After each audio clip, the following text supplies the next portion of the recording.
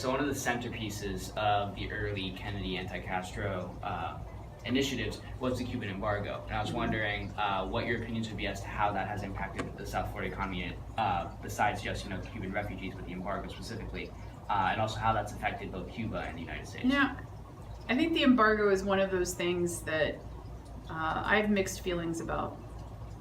I don't think it succeeded, but I don't think it's been followed. I think Cubans were granted provisions with good reason to be able to send, medicine and money home to their relatives who were living without those things on the island.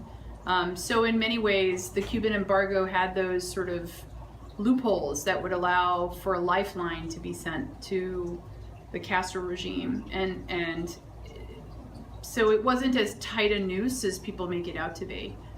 And I remember thinking as I was growing up, the Castro, the embargo against the Castro brothers, I thought, was a failure. But I also thought to myself, every other country in the world trades openly with Cuba. And there has been, in fact, no improvement in terms of, the quality of life for your typical Cuban. There are two economies in Cuba. There's one for the tourists, and then there's one for the actual people who live there. So, trade with Canada or Spain or, other countries in the European Union or Argentina or Mexico hasn't really led to an improvement. So, as a policy itself, it hasn't succeeded because of those sort of important loopholes that have not allowed for as tight a grip, I guess, stranglehold.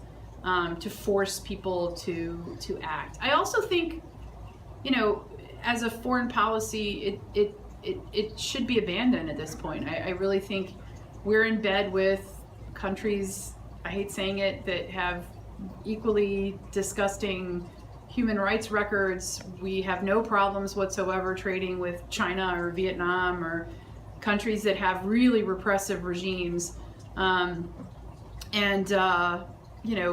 So I'm not sure that it would make sense to have one policy for a country 90 miles from our shores and another one halfway across the world. So I think removing it, though, is not going to be the silver bullet that everybody thinks it is. I think if Tinkerbell came and sprinkled, Congress with fairy dust and they decided to withdraw the embargo, you're not going to see radical changes in Cuba. You can get Coca-Colas in Cuba. You can buy Firestone tires. You can buy Willie Chirino's latest album. You just do it on the black market and you do it for a premium price. I mean, there might be a slight shift in that, but the structure of Cuba, how much your typical Cuban makes, how much access they have to the things that they need is not going to change. So, until there are changes in Cuba that correspond to the changes that we're making, I'm not as optimistic as many people happen to be. However, I do agree with the current administration's decision to put the ball in the Cuban court.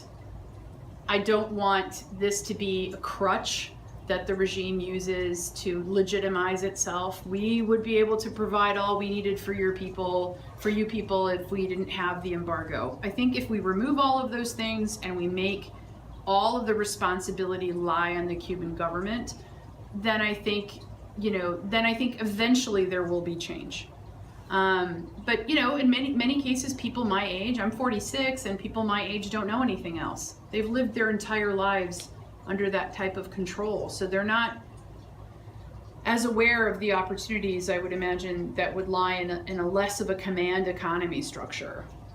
So, I think the embargo should be removed. I don't think it's been particularly successful. And, but I, again, would caution people against making too much of a, hullabaloo about it changing, because I'm not sure that that's going to lead to democracy overnight in Cuba.